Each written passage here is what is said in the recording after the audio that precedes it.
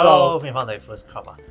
先前嗌你睇嗰套咧《貓貓的奇幻漂流》，睇咗未睇？睇咗，呢個禮拜睇咗啦。感想有冇感想？我覺得唔緊要，我同你一樣啊，就係我覺得我自己唔知睇咗啲乜嘢，認唔認同？認唔認同？中間係覺得發生咗呢件事啦，咁樣樣，跟住就最尾點解呢件事完咗啦咁樣咯？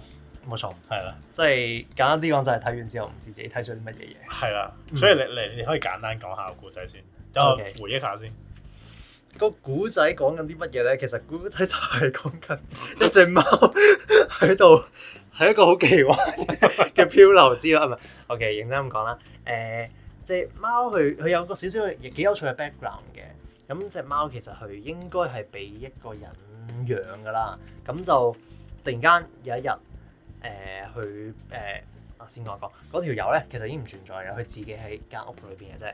咁佢就其實同四周圍嘅環境嘅動物啦，就一同生活嘅。咁夜晚嘅時候就翻返去間屋嗰份啦。但係突然間咧有一日咧，啲洪水啦，沖咗個森林，係跟住佢就遇到架船啦，係快咗。總之佢遇到架船啦，跟住咧就開始咗喺嗰度慢慢漂流啊，跟住又遇到好多唔同嘅動物啊，跟住有啲動物又加入咗啊。咁最後咧漂下咧就漂到去有啲城鎮啊，或者有啲石頭附近啊咁樣樣，跟住最後就漂翻去個森林度，跟住就見到有隻嘢。我覺得如果咁樣聽你講咧，係完全冇人想睇。係就係其實就係漂嚟漂去咯，漂咗去啲唔同嘅地方咯。遇到唔同嘅嘢咯。咁其實嗰個故仔嗰個故事係基本上冇乜故事，我覺得。但係佢喺嗰個過程裏邊，其實佢同其他嘅動物啦，嗰啲 interaction 咧，我覺得就係呢一套最特別嘅嗰一個點咯。可以見到佢一啲即係少少嘅價值觀啊，或者嗰隻貓點樣去應對一啲嘢，或者其他嘅動物點樣去應對呢個 situation 嘅嗰個反應咧，我覺得係幾有趣嘅。但我覺得咁多日入嚟睇嘅觀眾，我諗佢哋都有睇過呢套戲㗎啦，首先，咁所以咧佢哋對嗰個古仔應該都知道㗎啦。而你講最大嘅疑問咧，大家都係覺得唔知道個作者想表達啲乜嘢。喺接拍落嚟之前咧，就係嚟緊落嚟嘅嘢咧係會有劇透嘅。係，如果未睇嘅話咧，聽完呢一個 description 都仲想去睇咧，咁就你去即管去睇啦。係啦，咁就都幾有趣嘅，即係都係一個奇幻漂流嚟嘅。對於任何一個觀眾嚟講，我都覺得。我先講咧，就係我睇嗰個標題嘅時候，我以為好似Life of Pi 咁樣。哦，即係 Pi 嘅漂流。我係睇緊嘅途中，我覺得似嘅。特別係有一幕係幾似嘅，即係佢有少少嗰個 vibe 喺度嘅。係啊，所以我諗緊咧，佢一開始用一啲動物，佢係咪又係想意味住呢個動物係代表緊某啲人咁樣樣嘅？但係睇落最後又好似唔係咁樣。睇落最後唔係，因為佢嗰啲情感描寫咧，佢係唔係好人類嘅？我覺得，即係好野生動物嗰種咧。我唔係好識你啊，但係咧我就。總之我唔理你啦，總之我哋同一條船都好咧，我哋做一啲嘢都係各自各嘅，為咗自己做。我先講啊，我係有某一個 moment，我覺得好似少年派的奇幻係啦，係咪漂流啊？嗰套叫都係奇幻漂流。係就係佢係一開始嗰隻貓行入嗰架船，然之後見到嗰架船裏邊，原來裏邊已經有一隻水豚喺度嘅。然之後佢就好警戒啦，跟住嗰個畫面其實就好似少年派，然之後見到裏邊有隻獅子，獅子定老虎啊？我已經唔記得咗太耐啦。老虎嚟嘅 OK，即係嗰個感覺嗰個畫面咧係好似嘅，但係其實除咗呢個之外咧，之後嗰啲已經完全唔似㗎啦，完全唔似㗎啦。呢一套即係 broad feel 咁樣去睇嘅話咧，我覺得佢有少少似一個佢似一個。真係漂流記嗰一種感覺咯，即係佢有幾個唔同嘅 section 啦，佢去咗幾笪唔同嘅地方，有一啲乜嘢嘅遭遇，見到啲乜嘢嘅唔係人啦，其他嘅動物啦，然之後有一個少少嘅 interaction，然之後就再轉場啦，咁轉咗好幾個場之後就去到個終點站，係去到一個結尾咁樣樣啦，好 boring 係咁樣樣嘅，咁但係佢帶出咗啲乜嘢嘢咧？呢一個係比較困難先可以講到出嚟。其實佢個 structure 係佢每一隻動物佢係唔會講嘢嘅，佢係靠住佢一啲好神情啊，佢嘅動作咧先表達到佢做緊啲乜嘢嘢出嚟，而佢係一個真係好細緻先可以睇得出係點樣樣。咁所以我哋可以嘗試下，即係行入去呢個位啊，即係嘗試下分析下每一個細細嘅場景，其實係講緊啲乜嘢嘢。一開始先咯，一開始你講啱啱上船嗰下，或者唔好講上船 background story 啦，我當真係未開始過洪水或者海嘯嚟之前。佢一開始係想表達已經係冇人類嘅世代，就少少末世 feel。係嘅，嗰套真係1001間屋嘅啫，其他都係一個即係好原始嘅森林咁樣樣。同埋嗰個城都係一個廢城啊嘛，即係已經沒落咗個城市，即係水浸咗個城市。咁所以嗰個 setting 就係一個後人類嘅時代啦。跟住所以我諗佢想表達嘅嘢就係咧嗰種不合作，即係嗰個社會咧就係一個合作嘅一個機制啦，就係大家互相合作先 build up 到一個社會啦。但係喺一個動物嘅世界，一個自然嘅世界咧，嗰啲動物就唔係互相合作嘅咯。即係好似啲狗會因為條魚咁就追住嗰隻兔仔啊，或者追住嗰隻貓啊咁樣，係咯。即係大家都互相為咗自己去做一啲嘢咯，就唔係好合作向嘅。即係就算你去到佢哋同一條船都好啦，佢哋好似好合作噶嘛。但係其實佢哋每一個人其實都係為咗，即係每一隻動物啦，都係為咗佢哋自己嘅啫。佢係咪真係好合作咧？我又見到其實佢哋唔係好一 team 嘅，即係純粹咁啱大家坐埋同一條船嘅啫。咁係咯。OK，開始嗰個部分，我覺得或者 in general 其實成套嘢嘅好長嘅時間咧，都係覺得啲嘢好 discrete 嘅。逐 part 咁講先啦，即係譬如一開始嘅未洪水嚟到之前咧，咁就好典型嗰種弱肉強食嗰一種啊，即係佢係有權有勢嘅，或者佢本身動物佢就係比較高啲食物鏈嘅話咧，就可以蝦蝦霸霸咁樣嘅感覺啦。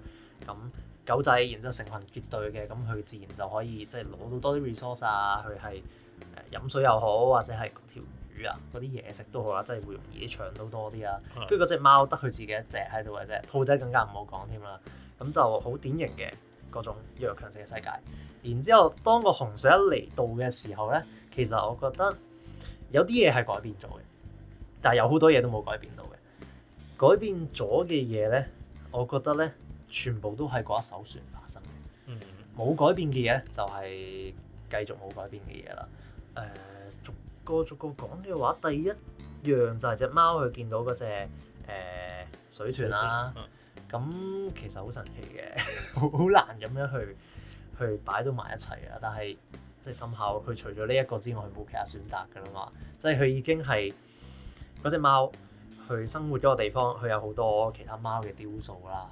咁應該佢係同開嗰啲貓嘅雕塑去生活嘅啫。去到最後已經企到最高嗰個位，都要浸到上頂㗎啦。佢冇其他選擇，一定係要上架船嘅。如果唔係就生存唔到。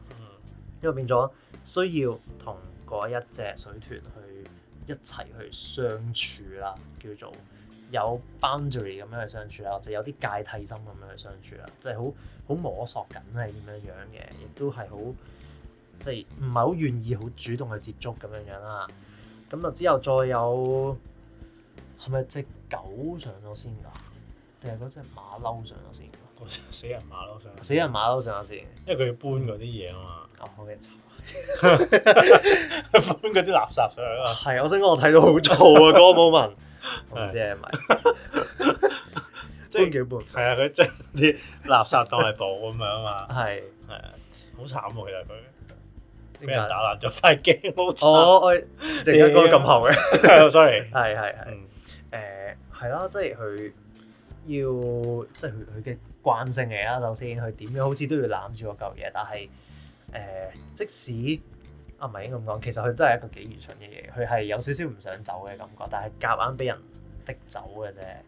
但係攞唔晒，佢攞唔晒噶嘛。嗰一兜嘢裏邊，佢都好似有少少想跳翻去再攞咁樣樣嘅。但係最後都係因為要生存噶嘛，即係唔可以咁樣啊嘛。咁又上咗艘船啦，然之後跟住之後就係隻狗嘅，嗰隻狗係點樣嘅咧？我有少少醒唔起隻狗係點樣上船。隻狗係突然間離開咗，即係佢哋係佢特登離開咗嗰羣佢啲 friend 啊嘛，跟住就過去追住隻貓啊嘛。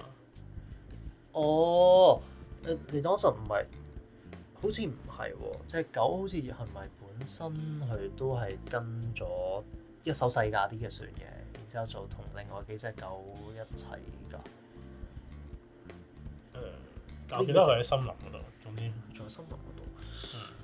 總之森林嗰度跟咗隻貓啦，我哋唔好理個細節啦， OK 因為呢個唔係重點。OK 唔緊要，總之又係總之就跟咗上船啦，跟住嚟咗本身嗰群啦，係啊，因為佢本身可能已經唔係啱牙噶啦。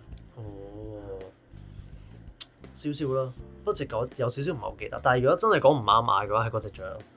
跟住雀係為咗保護隻貓，然之後係要俾人俾同族打交，係決鬥，然之後輸咗，截咗翼，就截咗翼。係啊，跟住又上咗艘船咁樣啦。被逼上船。係，其實隻雀咧係真係，如果隻雀冇特別嘅話，其實佢根本就唔會死，即係佢會係咪飛咯。唔係佢本身係一個好強嘅角色，但係因為太強啦，所以作者決定 nerf 咗，整就呢一隻翼先，所以就被逼上去揸船。係咁就但係佢揸船揸得太勁啦，所以最後都係 nerf 咗佢，就要佢上咗天咁樣。OK。即係咁樣啦，然之後個 team 就咁樣組成咗出嚟啦，然之後就遊山玩水，唔係去咗唔同嘅位揾咗唔同嘅夥伴之後咧，佢就去到其實有冇 conflict 嘅咧？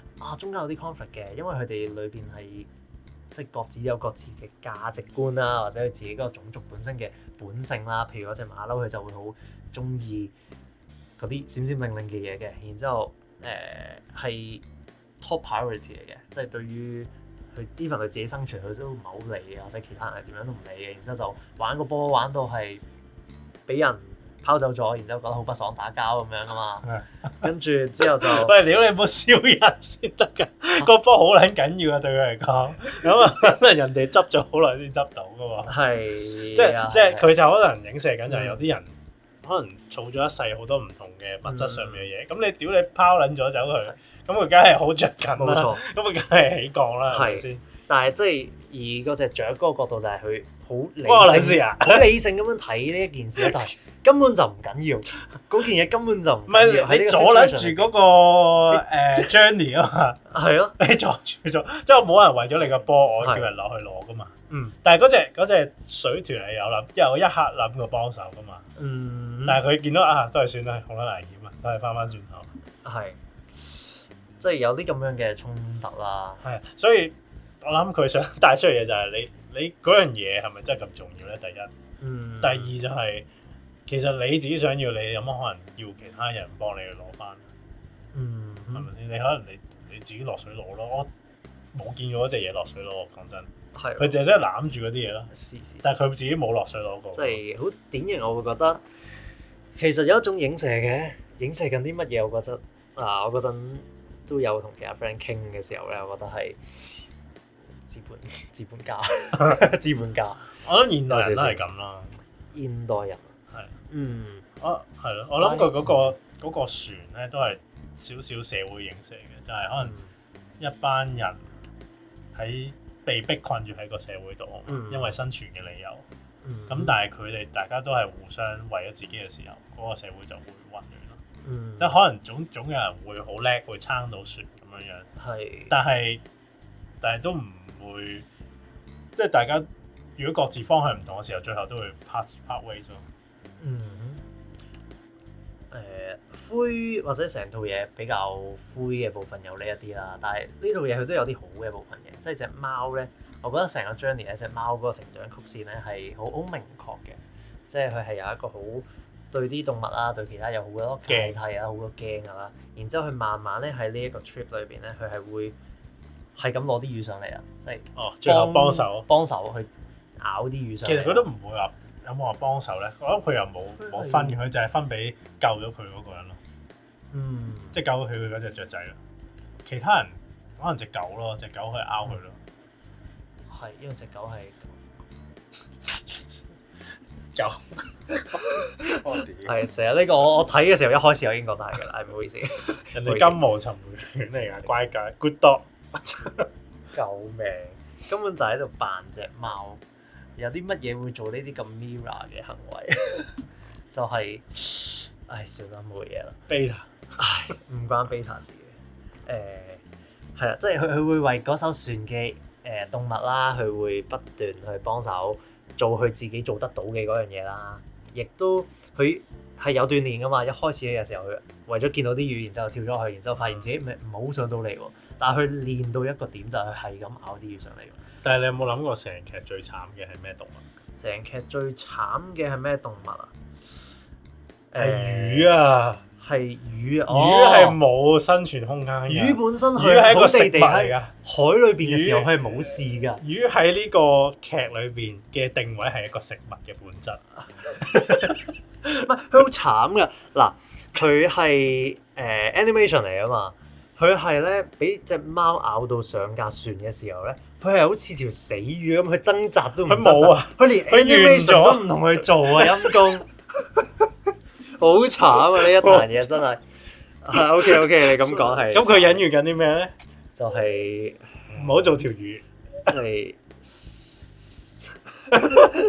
我諗下先。但係本身你係個受惠者嚟嘅，即係本身你喺海裏邊係受惠者。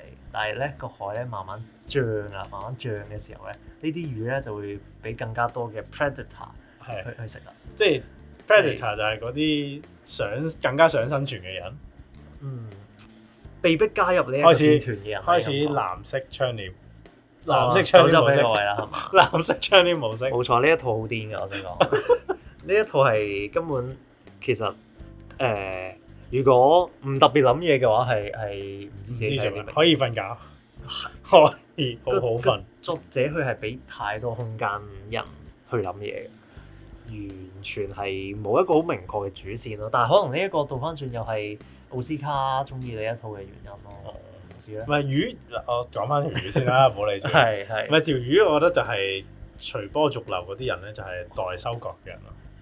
即係代俾人收割嘅咯，即係可能你可以養到好肥嘅喺個海度，你可以游得好舒服嘅。係。但係你冇咗你個方向嘅時候，你就係等人哋收割咯，好似。即係唔係話你錯嘅，亦有機會係成為你唔收割韭菜，韭菜就韭菜咯。係你都唔係你作為一條魚，你游嘅時候你都要留意 aware 下，你有冇危險噶嘛？係咪先？咁你唔 aware，你繼續跟住游嘅話，咁你咪出事咯。你又保護唔到自己喎，你又淨係跟住游。係嘅，但係佢冇得揀噶嘛，好慘。有少少係有少少冇得揀㗎，點解？不過 whatever。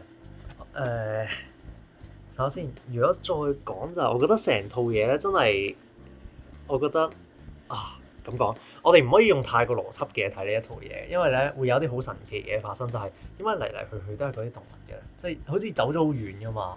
但係其實嗰一堆狗啦，佢好耐之前已經搭船走咗，然之後仲有另一班咁樣嘅船，然之後咧佢係可以又搣翻同一班狗隻。啲狗點樣去到嗰個中間點咧？即係佢哋冇船底下，點樣去到嗰度要佢哋？即係有一下咪會兜翻過嚟接佢哋嘅。係。佢點樣去到嗰個位咧？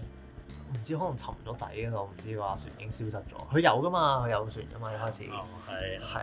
但係就係嚟嚟去去都係嗰堆嘅出演嘅動物啦。然之後隻貓其實又真係好抵死，好勁嘅喎，即係好似係主角光環咯。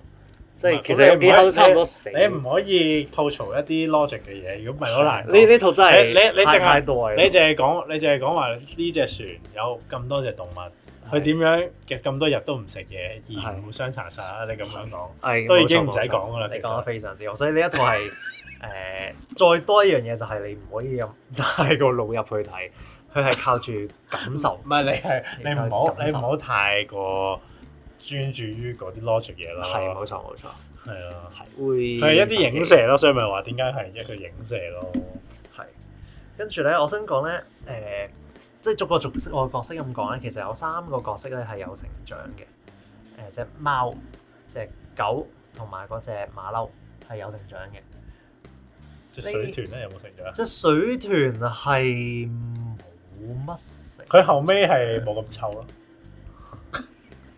我先講佢有啲咩成長位先啦。隻貓啱先講咗少少啦，即係去到後段就會幫手捉嘢，幫手捉嘢啦。咁就係一個 team 嘅 member 咁樣啦。咁隻狗咧同埋嗰隻馬騮嘅成長咧，其實係去到結尾嘅時候出現嘅，因為佢哋兩個都即係已經揾翻佢哋個 group 嘅動物噶嘛。其實佢可以大團圓咁樣去跟翻佢哋噶嘛，但係佢最後選擇咗啲乜嘢咧？隻狗見即係最危急個畫面啦，就係隻水豚兄就嚟要 drop to zero 噶啦，冇電啦，就嚟 drop to zero 啦。嗰艘船都係俾嗰棵樹真係就嚟跌噶啦嘛。咁要幫手，要揾幫手。然之後隻狗見到有啲有佢嘅同鄉，佢想跟住，但係最後冇跟住。跟住嗰隻馬騮就係佢攞住好靚嘅嘢啦，然之後就同佢啲同鄉喺度晒命啦。但係佢見到呢一班佢嘅生死患難嘅伙伴啦，佢就只樣跟咗佢哋行咁樣樣啊嘛。咁即係佢係除咗跟從佢嘅本性去跟翻佢自己群體嘅嗰堆動物之外咧，佢仲經歷咗呢一段咁樣嘅患難之交啦，就獲得咗啲乜嘢咧？我嗰陣我大概諗到嘅係獲得咗一種合作關係。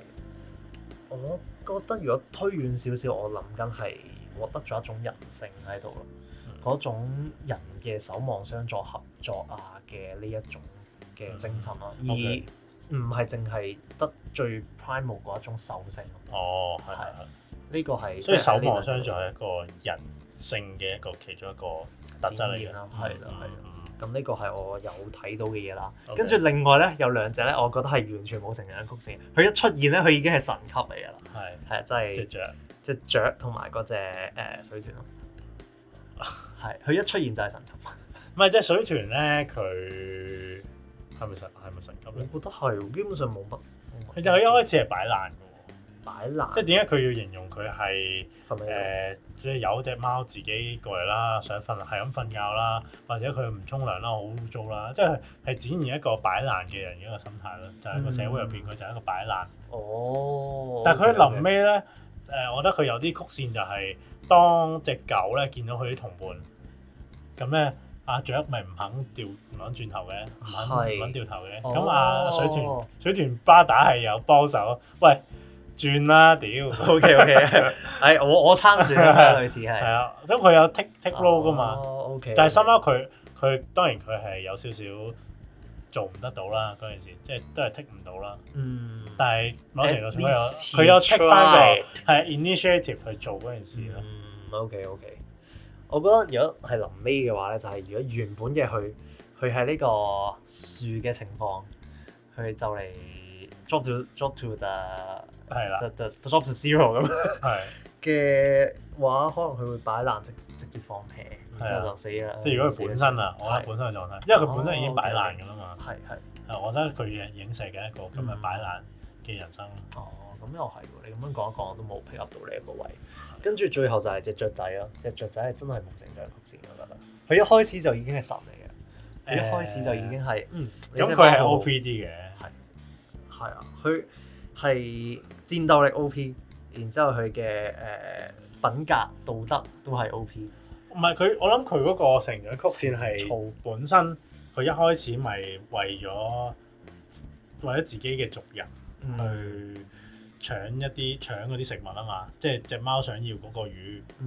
咁就算隻貓自己攞咗條魚之後咧，佢就擔咗去俾個仔啊嘛。一開始或者叫個仔自己擔咗去啦，或者一開始係咁噶嘛。佢係為咗自己啲族人着想噶嘛。但係後尾佢就係見到其實我哋唔應該蝦其他人咯。即係呢個位已經係佢個成長 curve，即係佢係好快已經完咗咁樣。係啊，係好快已經完。但係佢嗰個心理嗰個轉變就係佢要向住佢本身嘅嗰啲族群對抗打交。咁呢個係好大嘅一個轉變嚟㗎。係嘅。即係呢個係咪呢個係乜嘢咧？呢個係一個咩特質咧？你覺得？呢個嗰個特質，我覺得道德咯，係咪？呢個道德感咯，呢個就係。即係覺得有啲嘢係應該做，有啲咩唔應該做嘛。即係唔係淨係純粹論我哋嘅關係啊嘛。係啊。嗰個位就係，譬如可能你自己處於個環境去做緊一樣集體做緊一樣，可能唔係好有道德啦，或者見到一啲善小而不為，惡小而為之嘅嗰一種啦，然之後佢就見到呢個情況，佢跳出去望到呢個情況之後，再去反抗咯。咁好可惜就反抗輸咗啦，咁就變咗就俾人marginalize咗，係啦。咁但係真係佢有咁樣嘅情操出現咗喺呢一度咯。咁所以好快已經個角色已經完結咗，所以就作者就需要將啲 OP 嘅角色就處死咗佢嘅。唔係佢直接上天堂啦。係冇錯，直接。唔係個畫面好正。但係你明唔明白點解佢最後突然間擅自離隊，跟住就上咗去山度，俾 UFO 吸走咗咧？其實我唔明，我真係唔明。係咯，即係佢揸下船覺得，唉，屌都係唔撚揸啦。佢後邊佢唔係俾咗水豚兄揸㗎嘛？係啊。然之後佢自己就本劈喺度。係啊，佢擺啦。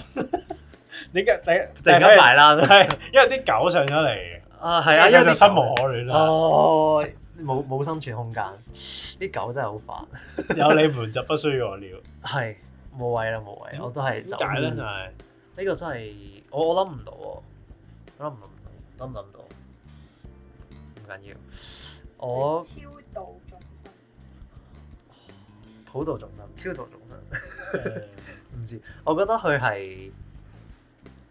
要升仙咯，佢要成為呢一個成為呢一個陽菜啊，即係然之後啲水咧就會慢慢啲水滴會慢慢逆流而上咁樣。咁我可以停咗啲雨佢。唔係，你覺唔覺得咧嗰個畫面咧？當嗰隻雀仔升天嘅時候，嗰個畫面咧好似天氣之子。天氣之子咧，佢咪一合十嘅時候咧，嗰啲雨點咧就會反向，然之後就太陽咁樣嘅。然之後臨尾咧個女主角係咪升咗天嘅？但係你覺得佢係咪因為攰咧？攰啊！定係你覺得佢係 fulfill，即係佢你覺得佢係開心嗰種走定係唔開心嘅走先？我覺得唔開心喎，嗰個畫面上邊或者個表達上面，我唔覺得佢係開心。即係覺得佢係放棄啦。但係佢走嗰個 moment 啊，即係佢好跛住隻翼咁樣走嗰個 moment，我覺得係灰嘅喎。然之後隻貓先會追佢啊嘛。但係追完佢上去嗰個唔知幾多層塔咁樣啦，上一層塔嘅時候見到佢升咗仙嗰下，我諗升仙嗰下佢應該係放低咗，佢釋懷咗，嘅。係。點解我覺得嗰隻雀好似耶穌嘅？耶穌，即係佢係救世嘅。係啊。哦。救世。我覺得嗰隻雀咧好高高在上，咩都隻眼係咁樣望住人㗎嘛，上邊望住你㗎嘛。係嘅。係啊，佢好有權力啊，好有 power 啊咁樣。佢又識得飛上天咁樣，跟住我就為咗隻貓，我連隻翼都可以截斷。你睇到好灰，唔係耶穌一定唔係咁高在上嘅，所以唔係佢個格係有嗰種 pride 喺度。唔係佢本身冇諗住截翼嘅，係因為佢啲族人決定咗佢要截啫，佢純粹係叫佢哋唔好啦咁樣。但係我覺得佢呢個品種裏邊，佢係有個 pride 喺度嘅，即係好明顯嘅，高高在上啊，然之後就有勁啦，即係俾人。即係可以趕走啲狗嘅喎，咁樣。但係佢去到後邊嗰個心理狀態點樣樣，其實有少少難 interpret。我覺得就係佢本身諗住都係勸下交嘅啫，但係點知自己就換嚟呢個結果啦。咁佢就逼住要面對呢個現實，就係佢受咗傷啦。咁我要 take 個 role 就係我保護其他人咯。咁既然我都行咗呢條路，我就要 keep 住行落去咯。咁喺呢個過程中，佢就可能做咗呢件事太耐，攰啦，係即係見到大家都唔係向住嗰個方向，即係就算佢揸船都，可能佢自己都諗究竟我揸緊去邊咧，我帶緊大家去邊咧，佢自己都唔知道有機會。你覺得影射緊啲咩人啊？一啲自己受咗傷，但係都想去幫人嘅人。自己受咗傷都想幫，因為佢知道唔想人哋受苦。咁佢就算受咗傷都照去幫人，咁但係佢長久去做咧，其實對佢嚟講就係一個內耗。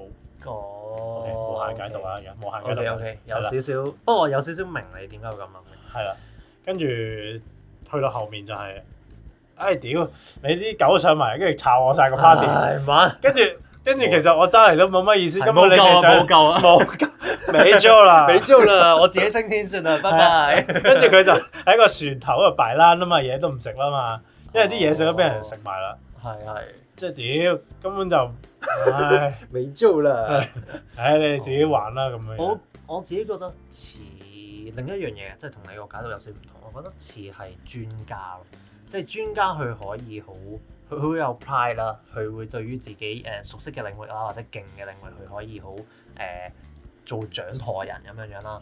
但係佢喺嗰個 moment，即係有咁多立雜雜嘅嘢啦，特別已經仲有啲狗上埋嚟龍蛇混雜嘅時候咧，佢變咗佢嗰個掌舵嗰個位就冇咗，俾咗另一啲人啦，劣幣驅咗良幣啦，有少少係咁樣樣啦，即係有本書講就咩叫咩專家之死啊？先專業之死係專業之死咁樣，其實係講緊而家呢個世代可能對於專業呢一樣嘢啦，或者係專業嘅嗰一種 authority 嗰一個嗰個重要性好似再擺低咗咯。咁去到臨尾就係哇，全部都係咁樣樣狗牛混雜一堆喺一架船上面，佢就決定冇救啦，放屁，然之後自己掟埋一邊死咗就算啦。唔係我都會放屁咯。如果你俾咗我係隻象，大佬你又唔揾嘢食啦，跟住你又上嚟搶資源啦，又搶位啦，係咪先？跟住我揸船，你又喺度指三道四啦，係咪？係。我已經幫你揸埋啦喎。係啊。我隻翼又已經因為你而折斷咗咯喎，亦都冇人理你喎，咁你梗係擺爛啦。係，仲搞我。係啊。咁隻船都揸唔到你哋，冇人幫手喎，淨係諗住個波，係咪先？係啊。或者搶呢搶路咁樣，咁你梗係唔想喺呢個船嗰度再出去分力啦。所以可能係嗰一種即係做完 burn out 咗，哦，或者係 burn out 咗，然之後走去收線咁樣，掉埋喺山。算啦，我都係脫族啦，脫族係啊，冇就然之後升咗仙咁樣啦。係，可能係咁樣咯，影射緊啲咁樣嘅，我自己咁樣睇啦。臨尾嘅時候，其實點解啲水無啦啦冇晒？我真係唔明。真係咁總有潮退，即係總有好轉嘅時候。好轉嘅時候，即係唔會每一日都係壞天。即係有時候壞嘅嘢咧，就會不如你所料咁樣去突然間衝擊你嘅生活嘅。咁但係你唔會知道邊一刻會突然間變好咯。又會咁講，好遠，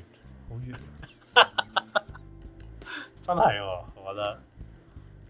我覺得有啲咁嘅 feel 咯。你唔好嚟，即係冇可能所有嘢都解釋到點解。我係諗唔到嘅，我係完全諗唔到。唔係你諗唔到咁，你更加諗唔到嘅嘢應該係嗰隻鯨魚點解要幫佢咯？你唔會諗得到咯。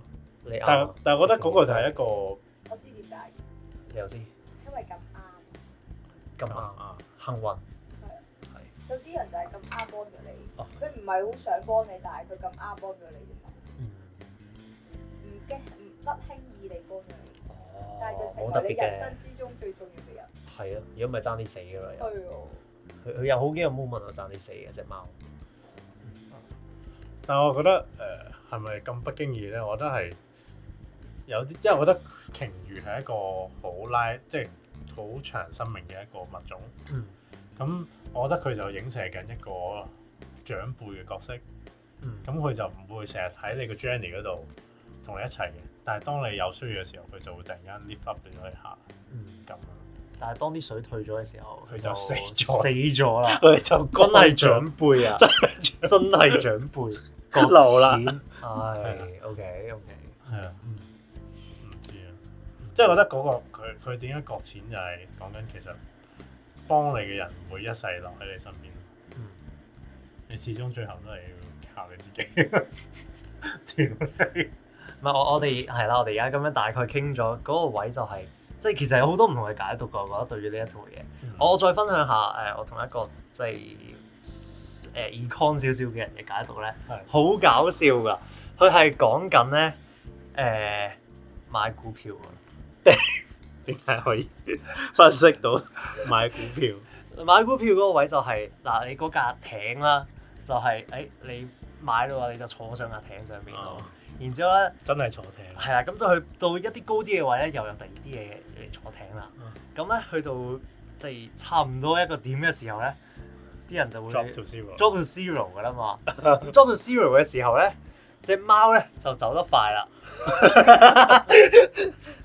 跟住，隻貓唔係隻貓，佢因為跟咗嗰隻雀，係跟住隻雀，所以佢先係嗰個波波嗰度啊嘛。佢唔喺，佢直頭唔喺船嗰度，佢直頭晨早已經走咗添啊。跟住雀仔咧就 to the moon 嘅，跟住貓咧就跟唔，佢係咪想唔知點樣？加埋去唔到，唔緊要，都仲有個好彩就係嗰隻馬騮個波波啊嘛。然之後就浮住喺水面度先，然之後就drop 到 zero 咯喎。咁隻貓就好好地啦，佢唔係硬着陸，係啊，佢係落翻個地下嘅。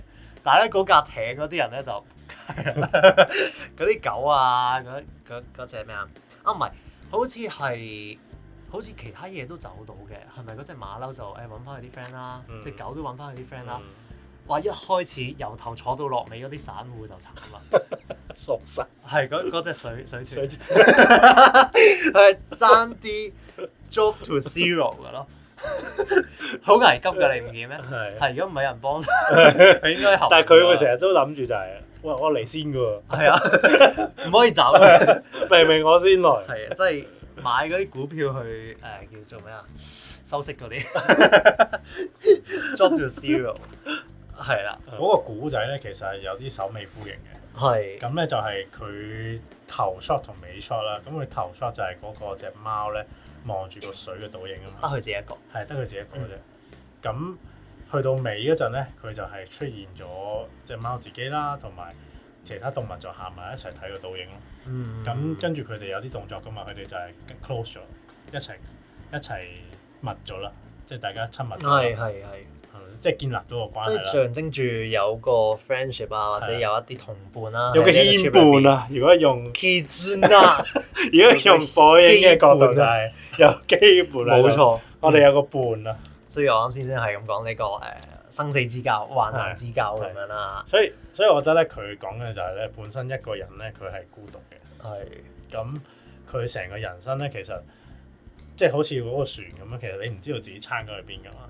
但係你人生冇目標係唔重要嘅，因為你路途中你遇到好多唔同嘅人，咁你喺嗰啲人嗰度你揾到你自己嘅牽絆咧，先係最重要咯。咁因為嗰啲牽絆咧，你先可以令到你嘅人生有多啲順境咯。即係嗰啲人會幫你啊，嗰啲人會令到你學到啲新嘅嘢，有所成長啊咁樣樣。我覺得每個動物佢自己有成長係因為其他人嘅一啲交集咯，而唔係佢自己單單本身啦。就好似水豚君咁樣，就係佢如果冇其他動物去干涉佢個船，佢可以就咁死咗喺嗰度。佢就咁就死咗喺個船度都得噶喎，係咪先？又或者即係其他人冇，即係好似嗰隻猴子咁樣樣啦。即係如果冇人整走佢啲嘢嘅話，佢唔會放得低嗰啲物質嘅嘢咯。佢就 keep 住攬住嗰啲嘢，就喺嗰個佢自己個島嗰度咯。或者可能啲水嚟到嘅時候，佢就攬住嗰啲嘢一齊死咯。應該係啦。係咯，即係隻貓咁樣。隻貓如果佢冇遇到其他動物嘅話，佢冇上到個船嘅話，佢可能唔會自己捉到魚啦，或者甚至乎俾到魚其他人。咁呢個都係佢嘅成長咯。咁呢啲成長唔係淨係靠佢自己去經歷得到咯，係要靠佢同伴喺度啊，同啲人嘅，同啲其他動物嘅一啲交集底下所產生嘅嘢咯。咁其實係一句概括嘅話，其實就係每一個人都係咁樣嘅咯。每一個人都係要靠住唔同嘅關係，佢先可以build到另一 part 嘅自己。即係有隻貓嘅話，佢本身如果淨係得自己一個，佢就會困死咗自己一個咁樣嘅環境裏邊啦。隻狗就繼續做狗公啦，然之後隻雀仔就繼續同其他雀仔好自由咁樣飛啦。咁但係有呢一啲咁樣嘅 interaction，同一啲唔同嘅品種嘅嘢啦。咁如果係人嘅話，就唔同嘅人啦。有 interaction 嘅時候先可以出到第二啲面向嘅自己出到嚟咯。而呢一種咁樣嘅互動，去到最後其實翻返轉頭去睇就係你係即係身外嘅話咧，就係你會見到其實有好多其他嘅同伴可以同埋你一齊啦，就唔係得翻你自己一個啦。而真係睇翻自己內裏嘅話，其實每個人佢喺呢一個古仔裏邊，佢都有啲改變㗎。係。我覺得係佢想講嘅嘢就係你去到，即係我諗好多觀眾，我諗甚至乎我自己就係諗緊隻船咁樣去緊邊啊嘛。冇人諗，我冇，我冇，我冇。唔係我會覺得啦，我會諗究竟你哋想去邊咧？係。咁我起碼我有啦。J 人係 J 人。咁但係最後佢就係話俾你聽個目的地，其實就係你身邊嘅人已經係你要揾嘅嘢，可能就喺你身邊咯。但係你冇察覺到嘅時候，你就會同佢哋好多 conflict。你如果淨係為咗自己嘅話，你未必去得到。OK， 我覺得我覺得都幾 comprehensive 咯，即係以即係成出嘢嚟講啦。但係我諗我哋而家有嘅，我諗我哋可以傾到嘅就係即係諗到呢一個 conclusion。但係佢好有趣就係咧，我發現我同唔同嘅人去傾呢一套啦，即係佢都會有一個唔同嘅得着或者唔同嘅結論出到嚟咯。呢一套，所以呢一套。佢俾人嘅感覺就係嗰個藍色的窗簾咯，就係其實係任意解讀嘅，根本連個作者佢完全都冇諗住擺任何嘅 input 係要導你向諗啲乜嘢，根本就係由個觀眾去自己 interpret 咗。係咯，但係我覺得藍色窗簾呢樣嘢咧，佢本身嗰個笑佢嗰個點咧，唔係話你無限解讀嗰件事啊嘛，而係啲人覺得。教育係唔應該 set 一個特定嘅答案去俾一啲作品咯。係，因為即係正如藍色窗簾本身嗰個例子咁樣，佢就係可能你就係可以作者就係想你自己有自己嘅 interpretation 向嗰個作品，咁你先係一個真正嘅互動啊嘛。就作者同埋讀者，而唔係用嚟做咗教材去俾一個 model answer 你咯。咁所以係咯。我覺得就係你自己有唔同嘅解讀，呢個先係睇戲啊，或者去接觸一啲文化類嘅嘢嘅好玩嘅地方。如果我哋成日都聽人哋，即係我哋都會做影評啦，或者聽人哋講一啲影評啦，好多時候就會變咗做總之佢講完呢個影評，就係呢個解讀先係啱㗎啦。咁我哋就會扼殺咗自己對呢個電影嘅睇法啊，或者覺得自己睇嘅嘢可能未必咁正觀喎，咁就會埋沒咗自己嘅睇法咯。即係我哋有時候唔需要話究竟自己嗰個角度係咪啱定唔啱咯，而係你咪 share 出嚟咯。咁人哋覺得唔係咁睇，咪唔係咁睇咯。大家可以有唔同睇法㗎嘛。呢一套就係一個好極端嘅另一個 spectrum 啦。即係個作者基本上已經冇任何嘅。佢想好原初佢想提出嚟嘅一啲信息㗎，其實真係任人解讀嘅。而任人解讀嘅時候，其實真係可以自由少少去諗，其實佢係講緊啲乜嘢咯。佢可以係股票嘅故仔，Drop to Zero 嘅故仔，佢可以係一種守望相助嘅故仔，可以係一個專家對於成個 situation 好灰嘅故仔。佢可以係其他唔同嘅故仔，呢一套係好多嘢可以俾你無限延伸，而真係可以睇完之後啦，慢慢去沉澱一下，然之後再同唔同嘅人去傾下呢一個故仔，我覺得係幾即係好玩嘅地方咯，係幾好玩嘅地方。係咯，咁所以我哋其實係想邀請大家去透過呢套戲去傾下，究竟你睇到啲乜嘢咯？咁呢個係我覺得好玩嘅地方咯。好，所以記得 comment 留言講你覺得呢套戲講緊啲乜嘢咯？咁就唔需要覺得自己有啱同唔啱嘅答案啦。你講咗出嚟，自然大家都可以更加多討論。咁我哋今日講住咁多先啦。咁下次再見啦，拜。